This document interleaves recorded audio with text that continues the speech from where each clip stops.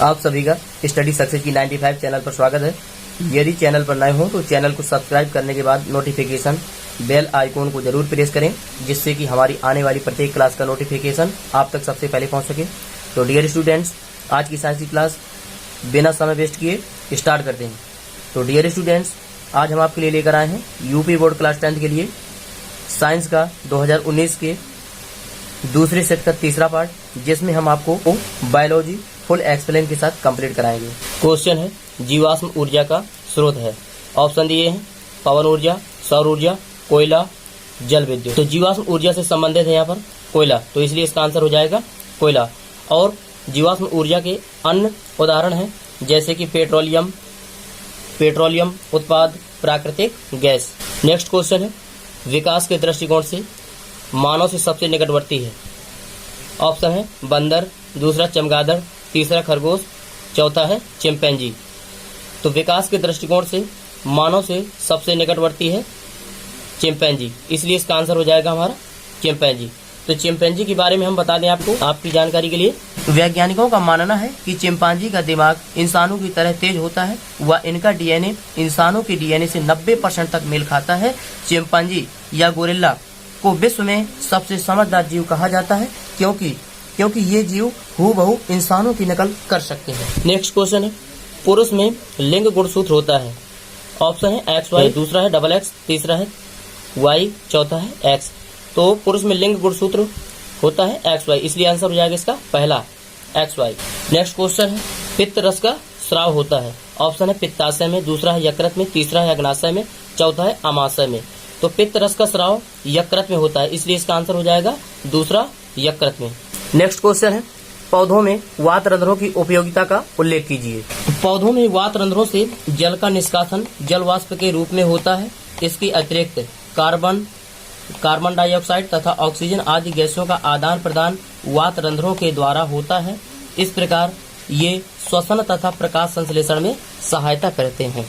Next question है, मनुष्य के हृदय को दायां एवं बायां भागों में बंटवारे से होने वाले लाभ का वर्णन कीजिए। मनुष्य के हृदय के दाएं एवं बाएं भागों में बंटवारा होने से बाएं भाग से रक्त ना तो दाएं भाग में जा सकता है और ना ही दाएं भाग से रक्त बाएं भाग में आ सकता है। इस प्रकार दायां और बायां भाग अलग अलग पंप के रूप में कार्य करता है। अतः हृदय एक पंप का नहीं बल्कि दो पंपों के रूप में कार्य करता है। सारे शरीर का रक्त सिराओं द्वारा दाएं भाग में पहुंचता है और यहीं से फेफड़ों में आता है। बायां भाग फेफड़ों से रक्त लेकर पूरे शरीर में संचारित करता है। नेक्स्ट क्वेश्चन है, जीवों के जनन की विखंडन एवं खंडन विधि को उदाहरण सहित स्पष्ट कीजिए। खंडन विधि में बहुकोशिकीय जीव परिपक्व होने पर 2 या अधिक टुकड़ों में बंट जाते हैं। उसके बाद प्रत्येक टुकड़ा एक नए जीव के रूप में विकसित हो जाता है। एज एग्जाम्पल स्पायरोगायरा, समुद्री एनीमोन एक समुद्री जीव है।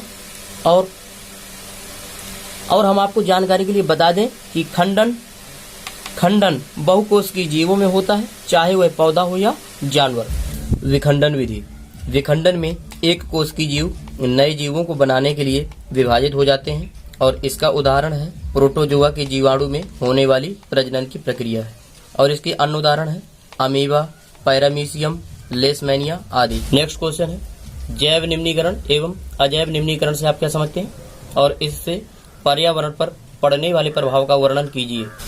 जैव निम्नीकरण पदार्थों को सूक्ष्म जीवों द्वारा सरल पदार्थों में विकसित किए जाने को कहते हैं। एज एग्जाम्पल घर की रसोई का कूड़ा, मलमूत्र, कागज, लकड़ी, कपड़ा आदि। और इसका प्रभाव, इनके विघटन से वायुमंडल में CO2 यानी कार्बन डाइऑक्साइड गैस की मात्रा अधिक होने के कारण वातावरण गर्म होने लगता है और इन पदार्थों के कारण इन पर अधिक मात्रा में हानिकारक जीवाणु उत्पन्न होने लगते हैं। अजैव निम्नीकरण, जब पदार्थ सूक्ष्म जीवों द्वारा विकसित नहीं होते और पर्यावरण या खाद्य श्रृंखला में प्रवेश कर जीवों को हानि पहुंचाते हैं तो अजैव निम्नीकरण होता है। एज एग्जाम्पल प्लास्टिक, पारा, शीशा, रेडियोधर्मी कचरा आदि। और इनका प्रभाव, इनके कारण वातावरण अधिक प्रदूषित हो जाता है। इनके कारण प्राकृतिक स्रोतों का तेजी से हनन होता है। नेक्स्ट क्वेश्चन है गेराकाका अथवा खाद्य जाल को एक स्थलीय पारितंत्र के उदाहरण से स्पष्ट कीजिए। खाद्य जाल। प्रकृति में खाद्य जाल एक सीधी कड़ी के रूप में नहीं होती। एक पारिस्थितिक तंत्र की सभी खाद्य श्रृंखलाएं कहीं न कहीं आपस में संबंधित होती हैं और इस प्रकार अनेक खाद्य श्रृंखलाओं के पारस्परिक संबंध को खाद्य जाल कहते हैं। इसका एक उदाहरण निम्न प्रकार है, जैसे कि घास को पहले टिड्डा खाता है और टिड्डा को मेढक और मेढक को सर्प और सर्प को बाज। नेक्स्ट क्वेश्चन है मनुष्य में ऑक्सीजन एवं कार्बन डाइऑक्साइड का विनिमय यानी आदान प्रदान।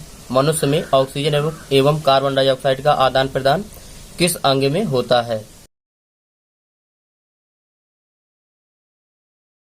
मनुष्य में ऑक्सीजन एवं कार्बन डाइऑक्साइड का विनिमय यानी आदान प्रदान हृदय में होता है। इसके कार्य निम्नलिखित हैं। हृदय का प्रमुख कार्य शरीर के विभिन्न भागों से रक्त एकत्रित करके पुनः उसको शरीर के विभिन्न भागों में पहुंचाना है। हृदय शरीर में रक्त को पंप करने का कार्य करता है।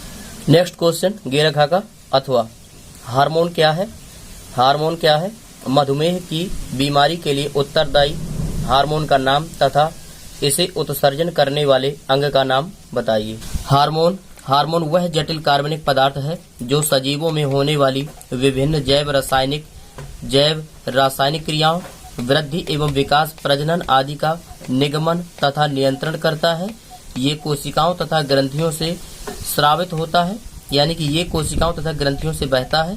मधुमेह बीमारी इंसुलिन हार्मोन के कम स्रावण से, यानी कि मधुमेह बीमारी इंसुलिन हार्मोन के कम बहने से होती है, यानी कम स्रावित होता है, इसलिए जिसका उत्सर्जन अग्नाशय में होता है। नेक्स्ट क्वेश्चन है मेंडल के आनुवंशिकता का नियम क्या है? गोल, झुर्रीदार तथा पीले एवं हरे मटर के बीजों वाले लक्षणों के आधार पर उनकी वंशगति नियमों को चित्र की सहायता से स्पष्ट कीजिए।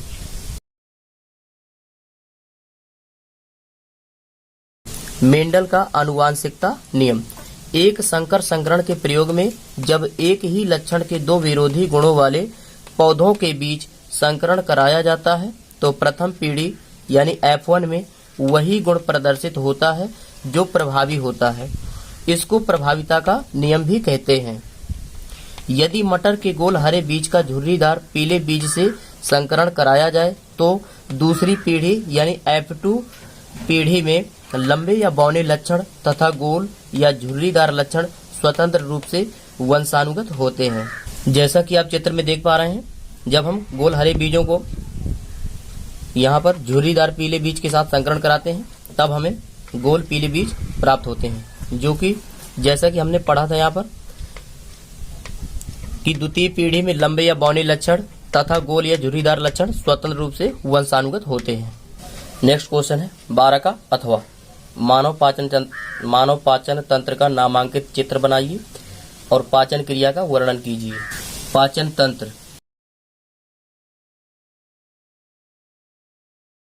मनुष्य के पाचन तंत्र में एक लंबी आहार नलिका होती है जो लगभग 8 से 10 मीटर लंबी होती है। यह मुख से शुरू होकर मल द्वार तक फैली रहती है। मुख से शुरू होने के बाद इस नली का सकरा भाग ग्रसी कहलाता है और ग्रसी का पश्च भाग उदर गुहा में बाईं ओर स्थित एक चौड़े थैली नुमा संरचना आमाशय से जुड़ा रहता है। आमाशय के ग्रसिका से जुड़े हुए भाग को कार्डियक भाग कहते हैं। आगे चलकर आहार नाल एक कुंडलित नली का रूप ले लेती है, इसे क्षुद्रांत कहते हैं। यह लगभग 6-7 मीटर लंबी होती है। इसकी यू आकार का अग्रभाग ग्रहणी कहलाता